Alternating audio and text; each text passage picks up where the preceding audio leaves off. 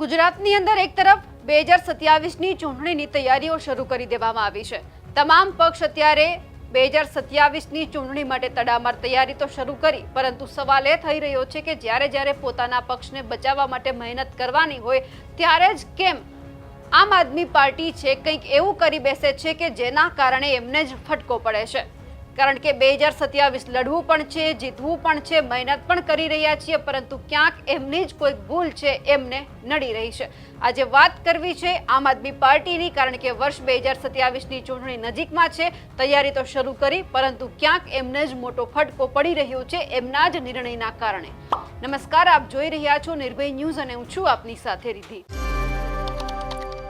2027 નજીકમાં છે। સ્વાભાવિક છે કે બધા જ ને લડવું હોય છે, તમામ પક્ષને જીતવું પણ હોય છે। ભારતીય જનતા પાર્ટીની સત્તા છે એમને ડગમગાવવા માટે કોંગ્રેસ અને આમ આદમી પાર્ટી પોતાની રીતે મહેનત કરી રહી છે। એક તરફ આદિવાસી વિસ્તાર છે આખો ભેગો કર્યો, અને આમ આદમી પાર્ટી પ્રત્યે જે આટલી લાગણી છે, ખાસ કરીને ચૈતર વસાવા માટે, એ જ ચૈતર વસાવા જેલમાં છે। તો વર્ષ 2027માં કેવું પરિણામ આવશે જો ચૈતર વસાવા જેલમાં રહેશે, તો એ ક્યાંક આમ આદમી પાર્ટીએ વિચારવું પડે। હવે આદિવાસી વિસ્તાર એટલે કે દક્ષિણ ગુજરાતથી લઈ મધ્ય ગુજરાત સુધીની વાત કરી, પણ જે જગ્યા ઉપર પોતાનો બેઝ બનાવવાનો હોય અત્યારે ક્યાંક એ જ બેઝ છે એ આમ આદમી પાર્ટી તોડી રહી છે। વાત ગઈકાલે સામે આવી કે જ્યાં માંજલપુર વિધાનસભાની પેટા ચૂંટણી છે, કોંગ્રેસના જે ઉમેદવાર છે એમને આમ આદમી પાર્ટીના જે માંજલપુરના વિધાનસભા સંગઠન જે પ્રભારી છે તેમણે ટેકો જાહેર કર્યો, એટલે કીધું કે અહીંયા અમે નથી લડવાના, એટલે અમારું ખુલ્લું સમર્થન કોંગ્રેસના જે ઉમેદવાર છે તેમને છે। પણ ક્યાંક આ વાત આમ આદમી પાર્ટીને ખટકી। આમ આદમી પાર્ટીને એવું લાગ્યું કે અમને પૂછ્યા વગર જે આમ આદમી પાર્ટીના અમારા નેતા છે નિર્ણય કેમ કર્યો, અને સીધો જ લેટર આવ્યો કે એમને 6 વર્ષ માટે સસ્પેન્ડ કરી દેવામાં આવ્યા। એ વ્યક્તિ તો ખૂબ પોઝિટિવ છે કે કંઈ વાંધો નહીં, આમ આદમી પાર્ટીને એવું લાગ્યું હશે કે મેં ખોટું કર્યું તો ભલે મને એમણે પોતાના પક્ષમાંથી આંકી કાઢ્યું। પણ હવે આ વાત અહીંયાથી અટકતી નથી। માત્ર એક વ્યક્તિને કાઢવામાં આવ્યા અને અહીંયા ડઝન એક રાજીનામા છે તે પડી ગયા છે। જે જગ્યા ઉપર એમને મજબૂત થવાનું હોય, હવે એ જ કડીઓ અત્યારે ક્યાંક તૂટી રહી છે। વાત એટલા માટે કરી રહ્યા છે કારણ કે ઈસુદાન ગઢવી છે એમને આજે આ પત્ર છે આખો સોંપી દેવામાં આવ્યો છે અને લખવામાં આવ્યું છે આમ આદમી પાર્ટીના પ્રાથમિક સભ્યપદ તથા તમામ હોદ્દા પરથી રાજીનામું। હું અક્ષયસિંહ જાદવ બાપુ, પ્રભારી વોર્ડ 19, પૂર્વ શહેર સચિવ, પૂર્વ સંગઠન મંત્રી, પૂર્વ વોર્ડ 19 પ્રમુખ, આમ આદમી પાર્ટીના પ્રાથમિક સભ્ય તરીકે તેમજ મારી પાસે રહેલા તમામ હોદ્દા પરથી હું અને મારા સમર્થકો અને કાર્યકર્તા રાજીનામું આપીએ છીએ। આ નિર્ણય મેં ભારે દુઃખ અને નિરાશા સાથે લીધો છે। માંજલપુર વિધાનસભાના સંગઠન મંત્રીને કોઈ યોગ્ય કારણ વિના ખોટા આરોપો હેઠળ સસ્પેન્ડ કરી પક્ષમાંથી દૂર કરવામાં આવ્યા હોવાનો મને ગંભીર અફસોસ છે। તે ઉપરાંત વડોદરા શહેરના એક નેતા સામે જાહેરમાં દુષ્કર્મના ગંભીર આરોપો સામે આવ્યા હોવા છતાં તેમજ પક્ષના ઉચ્ચ નેતૃત્વને ગેરમાર્ગે દોરવાના આક્ષેપો અંગે પણ કોઈ નિષ્પક્ષ અને અસરકારક કાર્યવાહી કરવામાં નથી આવી।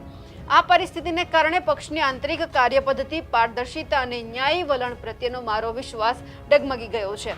હવે જે અક્ષયસિંહ જાદવ છે એમની સાથે જે કાર્યકર્તાઓએ રાજીનામા આપ્યા છે એમાં સૌથી પહેલા તો પોતે એટલે કે અક્ષયસિંહ જાદવ, વોર્ડ 19 પ્રભારી અને પૂર્વ ઉમેદવાર, વિક્રમસિંહ પરમાર, ઝોન 1 પ્રભારી વોર્ડ 19, નિલેશ પટેલ, ઝોન 4 પ્રભારી વોર્ડ 19, પ્રદીપ ચાવડા, ઝોન 4 સહપ્રભારી વોર્ડ 19, દર્શન રાણા કાર્યકર્તા છે વોર્ડ નંબર 19ના, તેજસ રાણા કાર્યકર્તા છે વોર્ડ નંબર 19ના, અમિત ઠાકોર કાર્યકર્તા છે વોર્ડ નંબર 19ના, દિનેશ પાટીલ પણ કાર્યકર્તા છે, નિલેશ પડિયાર પણ કાર્યકર્તા છે, પ્રદીપ પડિયાર કાર્યકર્તા, સંજય રાજપુર, સોહન ઠાકુર, વિજય સોનાવાને, અજય સોનાવને, કૃષ્ણકાંત સાધુ, અંકિત રાણા 28, આ સાથે સાથે રોહન ઠાકોર છે, દક્ષ સાધુ છે, અલ્પેશ ઠાકોર, અશ્વિનસિંહ પરમાર, ભાવિન પરમાર, વિજય ચાવડા, દિલીપ ગોહિલ, હેમંત પંચાલ, જયલેશ ગોસાઈ, જિગ્નેશ રોહિત, મુકેશ સોલંકી, મુકેશ નાય, જયદીપ પરમાર, વિજેન્દ્ર રાજપુર, અજીતસિંહ જાદવ, જ્યોતિકાબેન પટેલ, કલ્પનાબેન જાદવ, ગીતાબેન નાય, કરણ પરમાર, નીરવ પટેલ, અનિલ રાણા, મિનેશ પટેલ, આશીષ ગાંધી અને જીતેન્દ્ર ઠાકોર, 40 જેટલા લોકોએ એક સાથે રાજીનામા આપ્યા છે। આ વાત હવે અહીંયા નથી અટકતી, હજુ વધારે રાજીનામા પડ્યા છે કે એ જ બાબતે કે જે હિતેશ પરમાર છે એમને સસ્પેન્ડ કરવામાં આવ્યા, એ જ બાબતે ફરી એક વખત રાજીનામા પડ્યા છે। અને એમાં છે મિતેશ વણકર, રોહન થાપા જે ઝોન પ્રભારી વોર્ડ 16 છે, પૂર્વ યુવા મંત્રી વડોદરા શહેર, નિકુંજ રાજપૂત જે ઝોન પ્રભારી છે વોર્ડ નંબર 16, સચિન વણકર, પરેશ પરમાર અને મેહુલભાઈ પરમાર। આ તમામ લોકોએ તાત્કાલિક અસરથી રાજીનામા ધરી દીધા છે. આમ આદમી પાર્ટીએ હવે ક્યાંક વિચારવાનું એ છે કે આદિવાસી વિસ્તારમાં આપણા માટે જે લડતા હતા એ ચૈતર વસાવા જેલમાં છે, તો હવે એક તરફ આદિવાસી વિસ્તારના લોકોને પણ આપણે ક્યાંક આપણા તરફી રાખવા પડશે, કંઈક એવું કરવું પડશે કે માત્ર ચૈતર વસાવા નહીં પરંતુ આમ આદમી પાર્ટીને પણ યાદ રાખે, એટલે કે અમારાથી વિખૂટા ન પડે. વાત આવી છે મધ્ય ગુજરાતની કે જ્યાં થોડા બંધ રાજીનામા પડ્યા, તો આ તમામ લોકોને હવે આમ આદમી પાર્ટી કઈ રીતે પાછા લાવશે પણ સવાલ છે. જો પ્રયત્ન થશે આ તમામ લોકો પાછા આવશે ખરા, કારણ કે એવું કહેવાય છે કે જે દુષ્કર્મનો આરોપી છે એમને સાચવવા માટે બધું થાય છે. તો આ લોકોએ તો ખાલી માત્ર વાત કરી હતી કે આપણે સમર્થન આપીએ તો ક્યારેક આપણને પણ જરૂર પડે, એટલે ક્યાંક આમ આદમી પાર્ટી ક્યારેક ઉતાવળમાં પણ આવા પગલાં ભરી લે છે. હવે એ વ્યક્તિએ સ્પષ્ટતા કરી હતી કે ભાઈ અત્યારે અમારી શિસ્તબદ્ધ પાર્ટી કહેવાય છે, શિસ્તમાં માનનારી અમારી પાર્ટી છે, એક પ્રભારી બીજાને કે બીજા ત્રીજાને કે આખી લાંબી પદ્ધતિ થઈ જાય. એની સાથે જ કે મેં એવું વિચાર્યું કે હું જ કહી દઉં કે અમે સમર્થન આપીએ, અને આ જ સમર્થનવાળો જે નિર્ણય છે એ ક્યાંક આમ આદમી પાર્ટીને પસંદ ન આવ્યો. કારણ કે આપણને ખબર છે કે અવારનવાર આમ આદમી પાર્ટીના નેતાઓ એવું કહે છે કે કોંગ્રેસ ભાજપની બી ટીમ છે, સી ટીમ છે, બસ આ ABC ટીમમાંથી કોઈ જ પક્ષ ઉપર નથી આવતા અને એમાં ને એમાં એમના જે સારા કાર્યકર્તા છે એમનો ભોગ લેવાય છે. હવે અહીંયા કંઈક એવું થયું, મનોજ સોરઠિયાએ કહી દીધું કે એમને 6 વર્ષ માટે સસ્પેન્ડ કરવામાં આવે છે.